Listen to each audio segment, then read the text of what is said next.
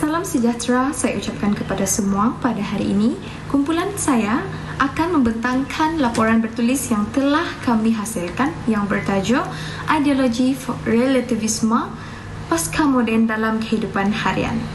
Ideologi atau boleh dikenali sebagai Science of Idea boleh dilihat sebagai satu ajaran yang digunakan dalam pemerintahan.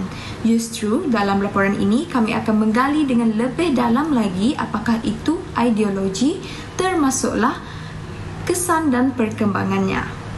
Modernisme dan pasca modernisme mempunyai satu garis masa yang berbeza. Sudah tentu ciri-cirinya juga berbeza dan hal ini juga akan kami bincangkan di dalam laporan ini. Selain itu, laporan ini juga akan membahas tentang fahaman relativisme, termasuklah kritikan dan kesannya. Tidak lupa juga cabaran, cara menghadapi dan implikasi relativisme pasca moden. Salam sejahtera, nama saya Vanessa Anak Thomas, nombor metrik 71881 seterusnya akan menerangkan tentang garis masa medieval dan modernisme ideologi semasa secara ringkas.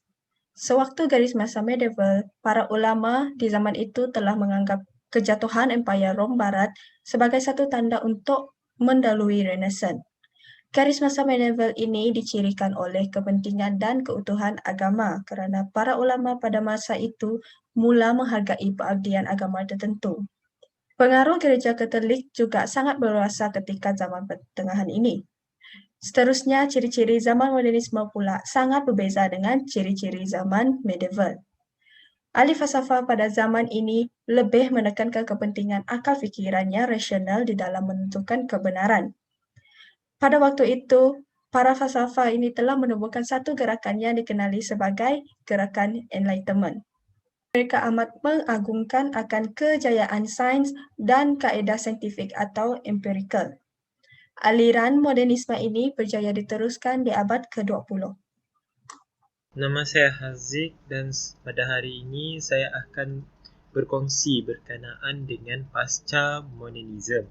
Pasca modernism adalah reaksi terhadap modernism yang disebabkan oleh kekecewaan yang berlaku selepas Perang Dunia Kedua yang dikatakan sebagai satu bentuk fahaman yang sukar difahami dan sangat mengelirukan.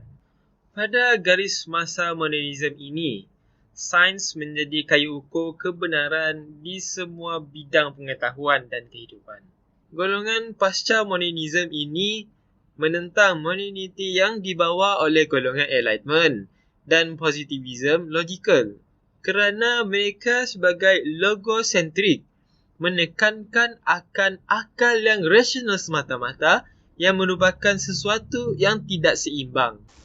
Hai, saya Johnny John Kisoi bernama Matrix 70000 dan saya akan membincangkan perbezaan antara modernisme dan pasca modernisme. Jadi, modernisme dan pasca modernisme berbeza dalam beberapa aspek, contohnya seperti dari segi pemikiran. Modernisme berfikir secara rasional dan logik untuk menentukan sesuatu kebenaran itu dan juga mengagungkan kejayaan sains dan kaedah yang bersifat saintifik dan empirikal namun meninggalkan unsur seperti keagamaan. Pasca modernisme pula, ia menentang rationality, logik dan saintifik kerana menurut Thomas Kuhn, ilmu sains dipengaruhi oleh faktor seperti psikologi dan sosiologi dan bukannya faktor seperti rasional maupun logik. Dari segi gaya dan karya pula, modernisme memisah radikal dari bentuk tradisional dan prosa dan ayat manakala pasca modernisme menggunakan minda gaya dan konvensyen yang lebih lama.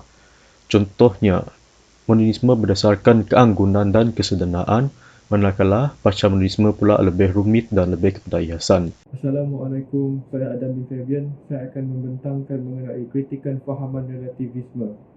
Fahaman relativisme ialah sesuatu kebenaran yang menafikan kebenarannya sendiri, di mana ia mengatakan bahawa tidak wujud satu kebenaran yang mutlak.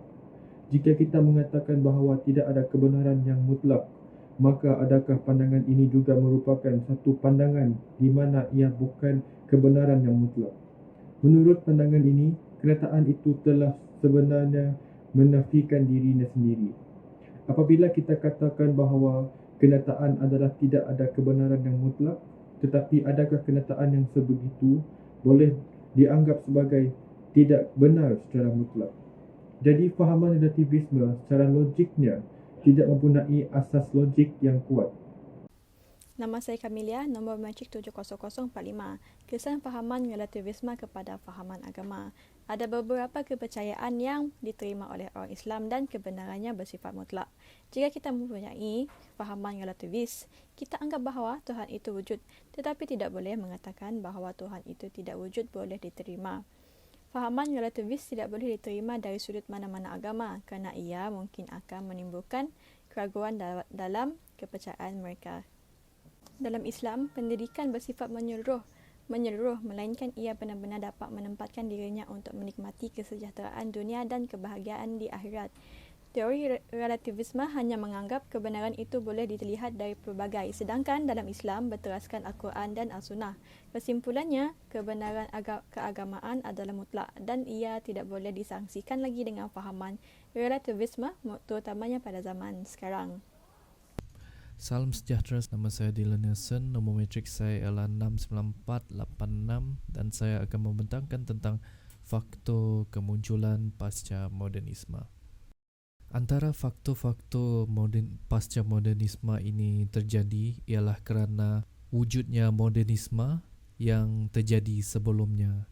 Pasca modernisme ialah dikenali sebagai reaksi terhadap modernisme. Disebabkan adanya modernisme, maka pasca modernisme akan berlaku selepas terjadinya modernisme tersebut. Selain itu, faktor lain yang menyebabkan wujudnya pasca modernisme juga kerana publicity dan pengeluaran buku-buku yang mempunyai ideologi pasca modernisme.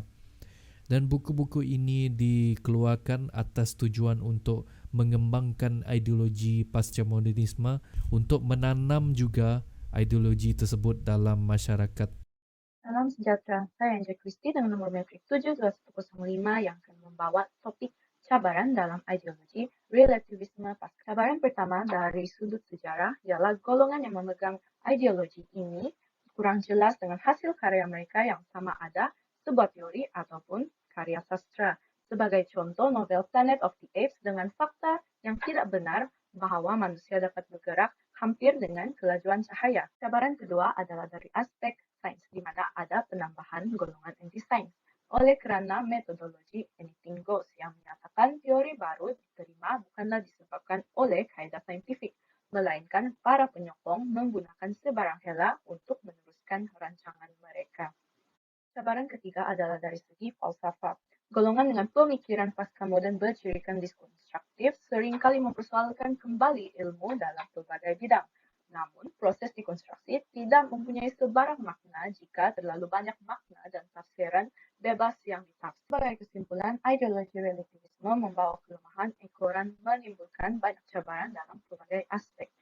Sekian, terima kasih. Nama saya Benedict Emilia dan saya akan menerangkan cara-cara untuk menghadapi cabaran pasca moden dalam kehidupan seharian. Individu patut mengamalkan rukun negara yang pertama iaitu kepercayaan kepada Tuhan. Agama penting dalam proses perkembangan mental kerana ia menerapkan ilmu yang mulia dalam diri supaya seseorang itu sentiasa berfikiran jernih. Dengan agama jugalah lahir insan yang mempercayai kebenaran bahawa manusia dan alam terdapat penciptanya. Seterusnya, pendidikan moral patut disemai dalam diri individu sebagai salah satu cara untuk menghadapi cabaran pasca moden. Pendidikan moral penting dalam pergaulan seharian individu supaya mereka jujur, bertanggungjawab dan saling menghormati. Pendidikan moral juga mengajar individu untuk mematuhi peraturan dan undang-undang. Seseorang individu perlu sentiasa mempromosi dan menyemaikan keunikan budaya tersendiri. Ini boleh menjadikan individu lain berminat dan ingin memelihara budaya tersebut. Generasi muda pula tidak akan terlupa dengan asal-usul mereka. Assalamualaikum, nama saya Muhammad Syarul Nizam Betamizi, nombor matriks 66752. Implikasi relativisme pasca moden dalam kehidupan seharian. Dalam kehidupan manusia yang bermasyarakat dan berbilang kaum, bangsa dan agama memang tidak dinafikan bahawa banyak implikasi relativisme pasca moden dalam kehidupan seharian. Hal ini dapat dibuktikan dalam beberapa perkara seperti di dalam aspek penolakan autoriti dan tradisi. Dalam undang-undang penolakan autoriti dan tradisi, Misalnya, aspek yang termasuk dalamnya adalah menolak saintifik dan objektif peradaban barat, menekan ketidaktentuan dalam fizik, kuantum dan matematik dan menggemburkannya ekonomi pasaran dan menyemarakkan konsumerisme. Mereka menulis semula sejarah sebagai fiksyen. Sejarah ditulis semula dan disampaikan melalui fiksyen yang membawa sejarah kehidupan. Untuk menikmati pengalaman fiksyen, kitab oleh dan sepatutnya menangguhkan ketidakpercayaan dan juga menangguhkan apa-apa analisis keasliannya sebagai sejarah. Untuk menilai sejarah melalui fiksyen, terdapat hanya satu cara yang pasti, iaitu dengan mencarinya sendiri dan mengambil buku sejarah yang berkesan. Dalam sains pula, metodologi anything goes anti-science. Dalam aspek sains, terdapat segelintir masyarakat atau individu yang bersifat anti-sains. Risiko menjadi perkara penting dalam kehidupan pasca moden kerana penemuan sains memberi faedah kepada manusia, namun ianya juga memberi risiko dalam kehidupan manusia. Misalnya seperti makanan yang diubah genetik yang mana risiko untuk memakannya masih lagi tidak dapat dijamin keselamatan. Selamat sejahtera, saya Jusiana Moni Joseph, nombor metrik 72292 akan memberikan kesimpulan bagi menutup laporan kami yang bertajuk Ideologi Relativisme Pasca Moden dalam Kehidupan Harian. Sebagai penutup wacana, melalui isi-isi yang telah rakan-rakan saya kupaskan, dapat dilihat bahwa konsep relativisme pasca moden dalam kehidupan seharian kita mempunyai kebaikan dan juga keburukan tersendiri. Menurut Potkia dan Van der Waals, ideologi relativisme dianggap berpandangan jauh dan meningkatkan daya mampu berpikir serta membina sistem nilai individu itu sendiri. Namun begitu, terdapat kritikan ke atas fahaman ini yang menyatakan bahwa ideologi relativisme tidak mempunyai asas logik yang kuat. Oleh yang demikian, semua pihak, terutama sekali pihak yang berkuasa, perlu mengambil tanggung jawab dalam menentukan kepentingan konsep atau teori ini dalam masyarakat agar dapat diseimbangkan dengan ideologi-ideologi yang lain.